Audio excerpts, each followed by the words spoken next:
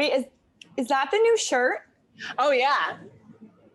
I love it so much. It feels like joy. I'm like, it was a little, hot, no. Well, yes.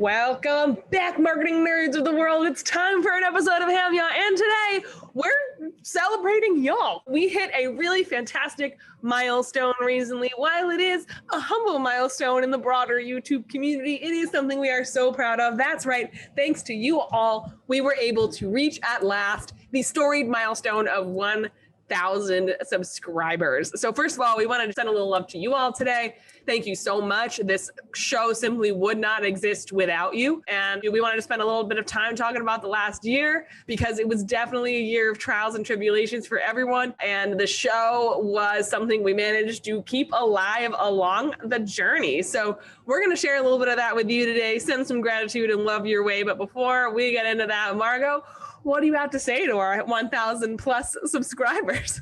I know. This is a little show that could, y'all, it gives us so much joy. Like when you guys show up in the comments section, when you share it with each other, when you show up in our inboxes, like it is just awesome and it's growing. I feel like it was harder for us to hit 1,000 than it was for it to hit like, we're at like 1,100 now. Yeah, exactly. You know, like, where are you all coming from? Where have you been? Yeah. No, but like really, it means the world. And we get show ideas from you. So the more you share, the more we can share. And we really started this wanting it to feel like the show we were missing. Like we wanted to eavesdrop on conversations that were happening with other people. And so we hope that we have been able to cultivate that for y'all in a way. But like, yeah, it's cool. It's cool. It's cool to be at like 1.1. Yes, exactly. We feel very official. It really is that like credibility milestone on YouTube, I think, to have at least 1,000 subscribers. I don't know. No one told me that was a thing, but I feel like it is.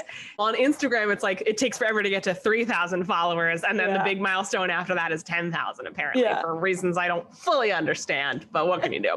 I want to remind y'all, if you're newer to the show, if you have been here, joined us even in the last year, you may not know that HAMYAW was born after Hillary and Margot killed a bottle of wine and then it had some beers and shots in a dive bar in Union Square, New York City. We started it in 2018, by the way. So if you're waiting to hit those 1,000 subscribers, can we join our mastermind for how to hit 1,000 subs in 3 years?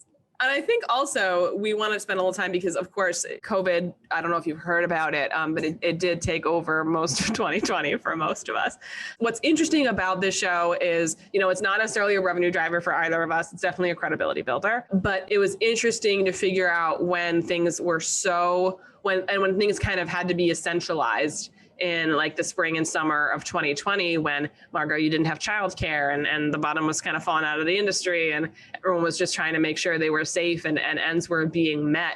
There were definitely some hard moments on the show where we had to sort of sit down and to check in with each other, whether or not we had the bandwidth to continue and sort of, if we were continuing, why. And I know for me, the biggest impetus for continuing was just that I love you, Margot. I love our beautiful, gorgeous, glorious baby 1,000 subscribers. And I love doing this show and I think it's so important, but it's really easy to let even the important stuff go when there's a global pandemic. So that was part of my, I think, philosophy, keeping it going. We definitely took a break, I think, for a month or two last year where we just kind of needed to let things go. Yeah, just a month. Damn. God. What? Yeah. Oh my God. Time is a flat circle, but it was such a great learning experience to figure out how we could kind of continue on. So when Margo, we were at that juncture where we were like, should we continue the show? Should we pause it indefinitely? What is the point of this? And where does this kind of fit in to the larger strategy and into our worlds? What was the deciding factor for you? Because I think you were in a significantly more challenging situation than I was, because you have that sweet, beautiful, wonderful daughter of yours. And you had no childcare all of a sudden. Yeah, it's funny. I actually feel like we revisit this question, like, what is the show for? So routinely. And I think that's part of what makes the partnership healthy, is that we're constantly going like, is this meeting what our business is doing? Because like your business is pivoted, my business is pivoted, and we go, okay, is this still meeting our needs? Is this still like, what is it for? What is it doing?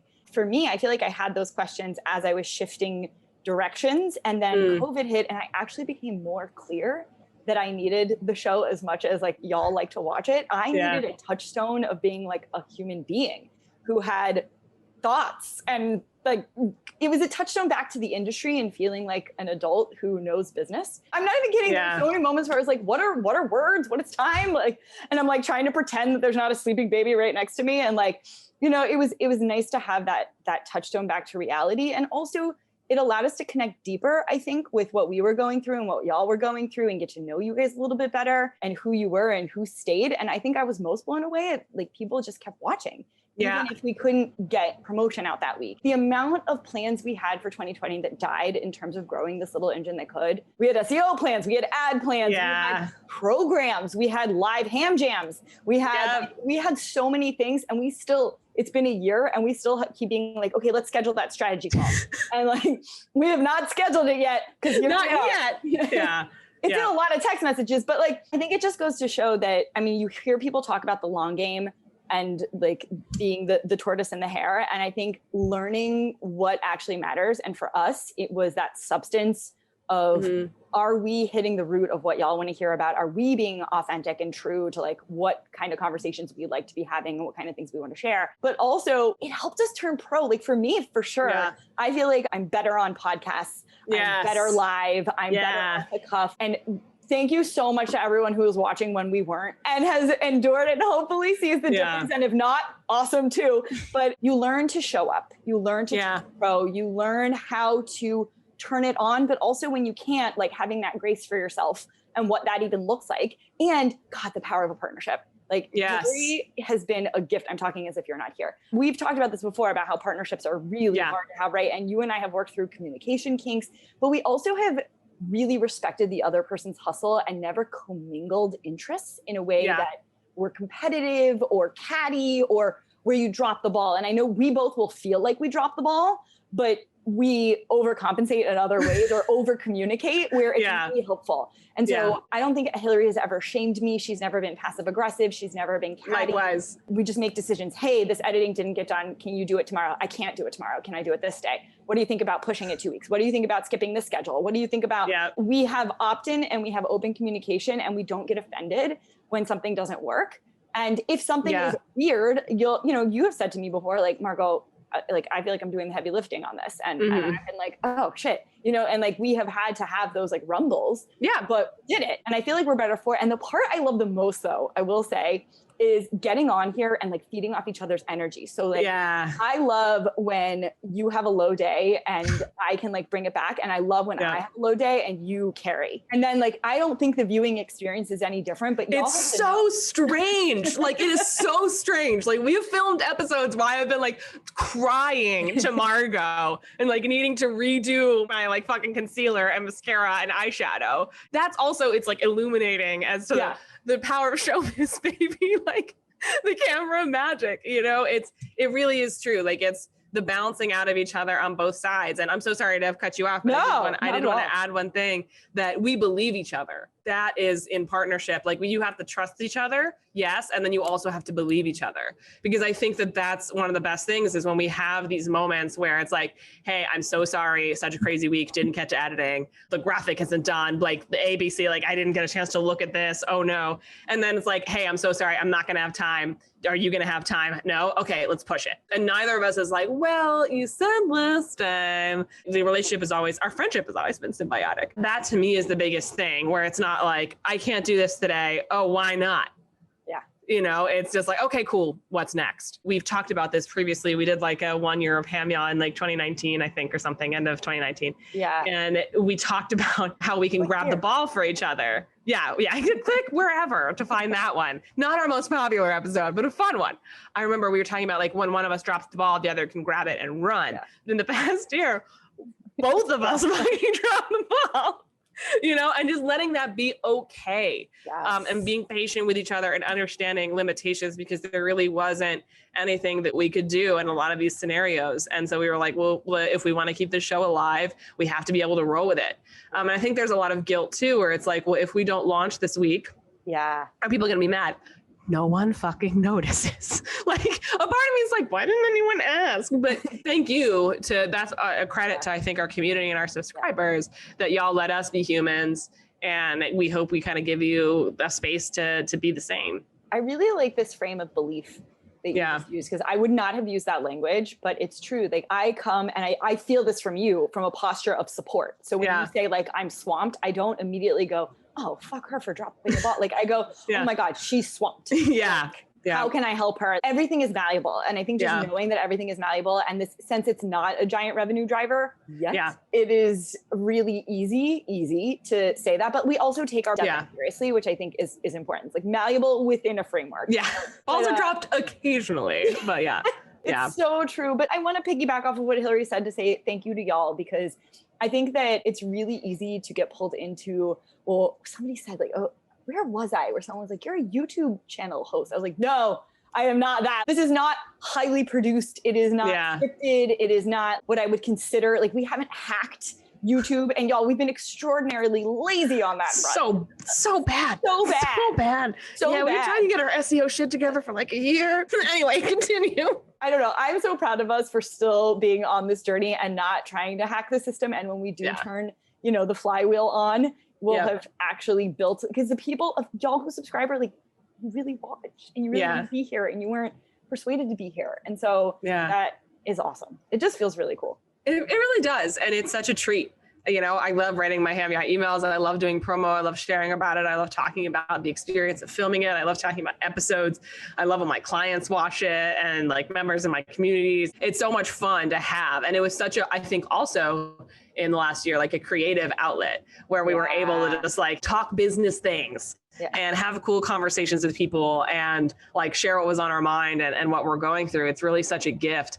And it takes so much less time than writing a blog post. And that's another part of this. But no, I think in terms of what the show ultimately will be, we sat, y'all, in a restaurant in Soho, and we talked about like what the show was supposed to be. And we were like, well, we have our like 1 year of proof of concept. And then 2020 was supposed to be the year when we pulled levers and experimented and like did a bunch of stuff. So turns out 2020 was also a proof of concept year, not for the show itself, but for its durability and our ability to kind of keep it going and weather the storms and what was going to happen, like would growth continue? And you guys kept showing up. So we kept showing up for you. And I can't thank you all enough for being here, and to Margot for being the best. Love you. I want to share a moment of transparency with folks that like, we are both in marketing and I still cannot tell you what is working about this growth. We talk about all the time. We sit down with the numbers and we're just like, where are they coming from? Like some weeks we'll do like double duty on one engine and one channel, and sometimes we'll do it another. Sometimes we'll skip a day and change the day. It still seems fairly consistent. And I think it speaks to content and quality content and framing. Like that's the only thing that I can see is the difference, which like really makes me some sort of content purist, which I was like, am I going to really go on and make that claim? I don't know. But there are natural episodes that gain traction and ones that don't. And it still baffles me. Yeah, fully. Do you feel any more clarity on that? I mean, I'm the one who likes to hang out in YouTube studio and look at the stats, and I'm like, Marco, you'll never guess what was the #1 traffic driver this month. So I like looking at it, even though I'm not a huge data person. I hire people for that. But for me, I think that I always feel like the show is like a Bob Ross happy accident in so many ways. And I just feel like a lot of people find us this way, but they also tell each other. And that's what we set out to do, which I think is actually really cool. Because when we first sat down and talked about doing something like this, we were like, we don't necessarily want 100 million, billion, zillion followers or subscribers, like because we want to do what we want to do. And that's just a lot of pressure and the amount of money, time, and just sheer fortitude and testicular fortitude it takes. No thanks. But we set out to kind of create this cult hit show because we wanted to do it our way and see what worked. And that's exactly what we got. And I think that it speaks to the reality that, Margot, this is kind of to your point, that like good content does tend to win. You know, not to say our content is like champion level, but I think that there's so much that you can optimize and create. And like, I think we're definitely falling down on, pumping more gas into the jet engine through stuff like ads and SEO. But what I'm most proud of is that the content, the way we do it and our style seems to be working. And as somebody who in the copywriting world got on many a soapbox, that style does actually matter in some ways. You know, the connection people feel with you. It's a tool not for fast growth, but I feel like it's for deep growth because we have so many subscribers who've been following since day one, which is just a blessing. And in terms of what works best, we found that it works best the more revealing we are about our frustrations with like specific industry topics, the more y'all tune in. So we'll continue having those open conversations and see where the line goes. How surprising this was? Because in retrospect, it's not surprising, but I really thought people are gonna hound us for not being more tactical. Yeah. And, like our tactical ones are videos, like you guys did not like y'all them. Don't care. You don't want three easy ways to hack your headline. Yeah. And lose 25 pounds by tomorrow. Thank you for not wanting that. God bless. Seriously. I think we would have quit the show if that kind of stuff was working. Yeah. But very much so. To kind of sit in that nuance and gray area of like, we don't have an answer. Here's what's happening. Yeah. Why is this happening? Yeah, 100%. And I think the only person who's upset that we don't yell at websites anymore, I think is Louis Grenier. Everyone hates marketers. That guy. He's like yelled at me multiple times, being like, I wish you guys yelled at more websites. And I was like, then pick a website and come yell at it, Louis. You're not our producer. You don't run the show. It's not a phase, Mom. But I think that because we thought we were going to be doing more website critiques, obviously, for a long time, but it turns out it's kind of limiting doing only website critiques constantly, and digging into the stuff that actually we cared about and talked about personally ended up being so much more effective, which will continue to blow my mind. Like it is, you don't pull that out of a content strategy how-to formula. You just don't. It's definitely a testament to letting things be what they are and following our joy and following the thread of what felt good and fun to us. Turned out folks wanted to be along for the ride. And frankly, how cool is that? Okay. I have to ask you the question that everyone is thinking right now, Hillary. Why is HAMYAW not a podcast?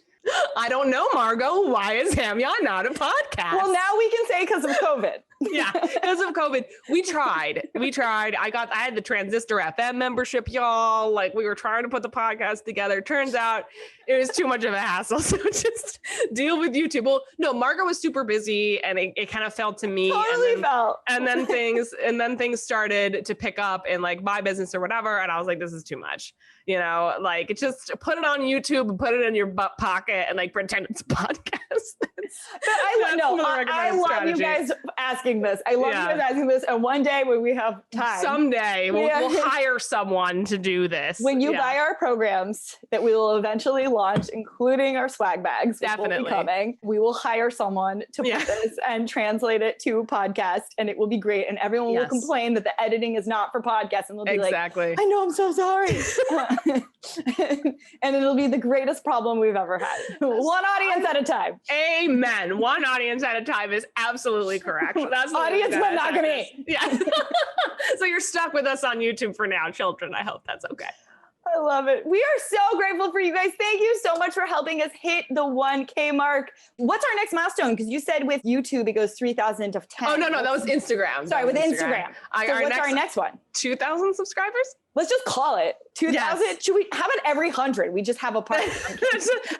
Excellent. Done. Every 10 subscribers. Fuck it. We'll do a thank you video. Let's make it happen. We love it. Y'all, thank you so much for being a part of this journey. Thank you for hanging on with us. And hopefully this is the first 3 years of many more years to come. Oh my God, I'm trying to think. There's so many lessons. And I think mostly our biggest one, in addition to amazing partnership and persevering and finding touchstones and holding on to what works and paying attention, we just want to give a big, giant thank you, shout out to all of you. Thank you for being here. We love hearing from you. We love your stories. We love knowing how the show affected you. We also would love to hear more content ideas from y'all. So if there's something you want us to yell about, we read all the comments. One day that won't be true because we screenshot them and send them to each other. So just so you know, we really read the comments, y'all. When we hit 10,000, we will watch the show and be like, oh, I can't believe we told them we read all the comments. Help us get there. Help us be too fancy, guys. Now, I like being small for now because I love having that intimate connection to y'all. Like, we're Hillary and Margot ham, but y'all are our hams. We are each other's hams. That's how this relationship works. All right, y'all. If you like this episode, as always, hit that like button, share it with your friends, bring them to subscribe. Let's get to 2,000. Thank you so much. I'm not gonna say hope. 2021 to 2022, we are going to be able to implement some new things. So our next update will actually have some interesting factoids that might help. But in the meantime, thank you for being patient with us. Thank you for being with us on this journey. I am Margot Aaron. And I'm Hillary Weiss. This has been HAMYAW 1000 subs. Woo! We'll see you in 2 weeks. We love you all. Bye, guys.